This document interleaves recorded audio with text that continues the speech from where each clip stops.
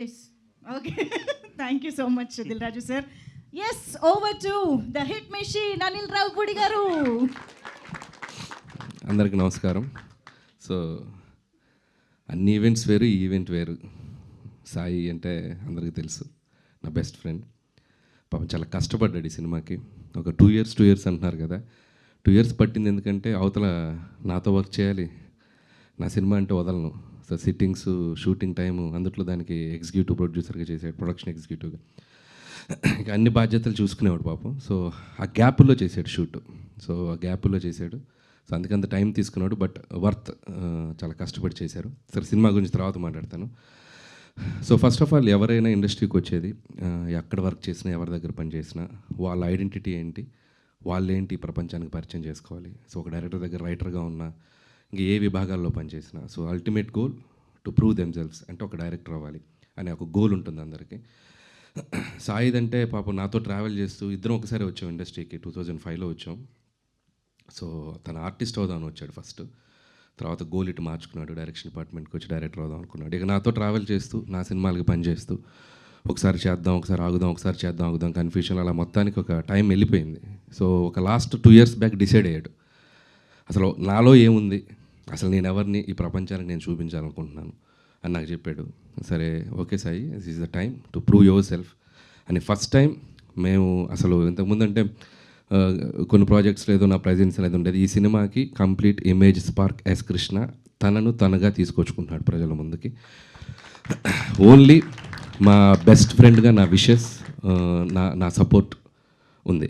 Script దగ్గర నుంచి, music దగ్గర నుంచి, ఎడిట్ దగ్గర నుంచి మొత్తం అన్నీ తానే ఫాలో అవుతూ ఒక్కడే ఈ సినిమాని తన భుజాల మీద తీసుకొచ్చాడు. మీరు ఇప్పుడు టీజర్ చూస్తే ఎంత ప్రామిసింగ్గా ఉంది, ఎంత యూత్ఫుల్గా ఉంది, ఎంత ట్రెండీగా ఉంది మీరు చూశారు. సో సినిమా కూడా అలాగే ఉంటుంది. Sai, so congratulations and all the best. So డెఫినెట్గా నీ గోల్ నువ్వు రీచ్ అవ్వాలి. నువ్వు ఒక సక్సెస్ఫుల్ టెక్నీషియన్గా ఇండస్ట్రీలో ఉండాలని, ఒక డైరెక్టర్గా కాదు, ఒక ఆడియన్గా కాదు, నీ బెస్ట్ ఫ్రెండ్గా కోరుకుంటున్నాను. So so all the best.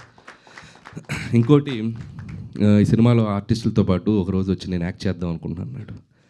అదేంటి సార్, మొన్న రైటర్ అన్న తర్వాత ఎగ్జిక్యూటివ్ ప్రొడ్యూసర్, సరే డైరెక్షన్ ఓకే, మళ్ళీ యాక్టర్ ఏంటి అన్నాను.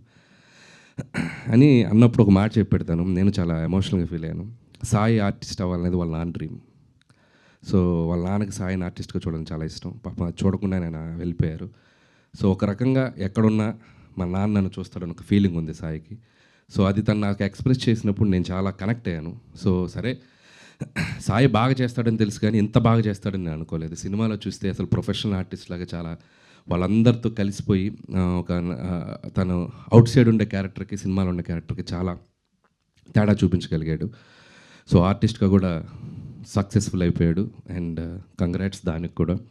అండ్ ఈ సినిమా నేను మొన్ననే డబుల్ పాజిటివ్ చూశాను. అంటే without music, without RR, without effects, అసలు ఏం లేదు, సినిమాగా చూశాను. అసలు ఒకసారి బయటికి వదిలేమంది ఎలా ఉందో ఒకసారి నాకు అప్పుడే చూపించాడు.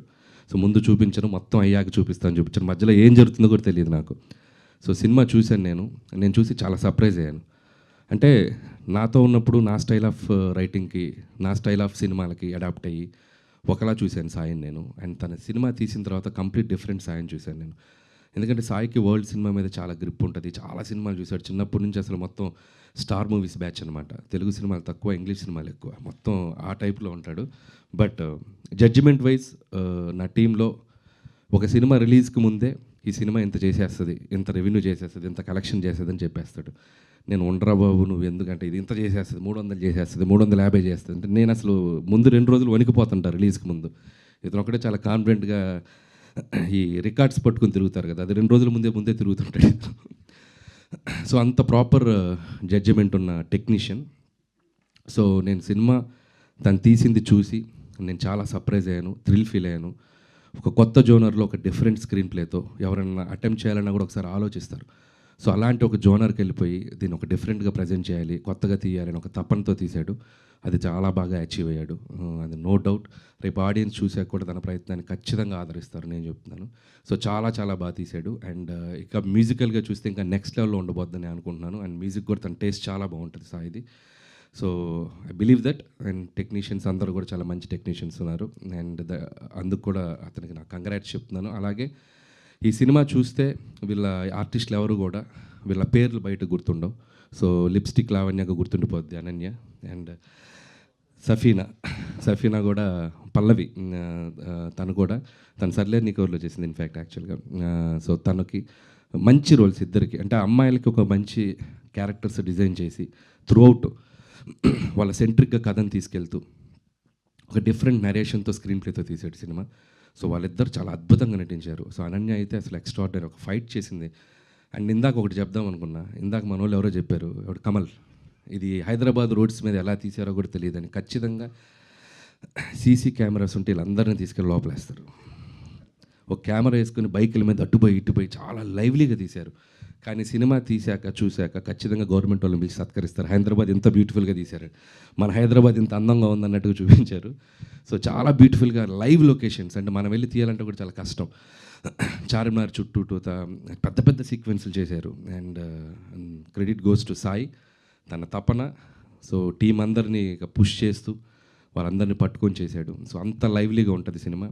సో హై అనే సినిమాలో ఆ టైటిల్ కూడా చార్మినార్ పక్కన పడుతుంది హై అని, సో హెచ్ సింబల్తో. సో అది నాకు ఇంకా బాగా నచ్చింది. అండ్ హైదరాబాద్లో ఒక 2 డేస్లో జరిగే ఒక జర్నీని 4 క్యారెక్టర్ల మధ్య చాలా బ్యూటిఫుల్గా తీసుకెళ్ళిపోయాడు. అండ్ సినిమా చూశాక మీకు అర్థమవుతుంది. అండ్ అలాగే ఇద్దరు అమ్మాయిలకి advance congratulations, hope you will get more opportunities and all the best. అలాగే స్పెషల్ మెన్షన్ కమల్, సినిమా అంతా వీళ్ళ 4 మధ్యలో నలిగిపోతాడు. ఎంత బ్యూటిఫుల్ టైమింగ్ ఉందంటే తిన దగ్గర, ఖచ్చితంగా చాలా మంచి ఆర్టిస్ట్ అవుతావు Kamal, all the best. And అలాగే హైదర్, సో ఇది అప్కమింగ్ టాలెంట్, తిని కూడా చాలా బాగా చేశాడు.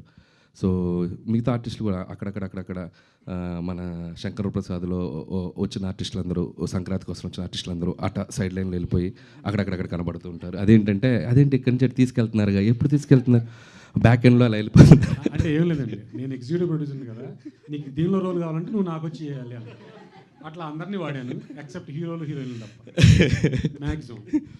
సో ఇటు నుంచి అటు వెళ్ళిపోయేవాళ్ళు అనమాట. సో నేను సినిమా చూసేటప్పుడు ఏంటి ఎంతమంది ఉన్నారేంటి, ఎప్పుడు చేసామంటే మన షూటింగ్ వచ్చిన రోజు అటు వెళ్ళిపోయారని చెప్పాడు. ఓకే, సో ఎనీవే ఎట్లా ఒకలాగా యూజ్ అయ్యారు కదా నీకు. సో అలా ఆర్టిస్టులందరికీ నా బెస్ట్ విషెస్, మంచి పేరు వస్తుంది టెక్నీషియన్స్ అందరికీ. అలాగే మ్యూజిక్ సాంగ్స్ నేను ఆల్రెడీ బయటకు వదలలేదు కానీ విన్నాను. Vikas all the best Vikas, చాలా బాగా వర్క్ చేసావు. అండ్ తిను దేవిశ్రీ దగ్గర వర్క్ చేసేటప్పుడు కలిసాను నేను చాలాసార్లు.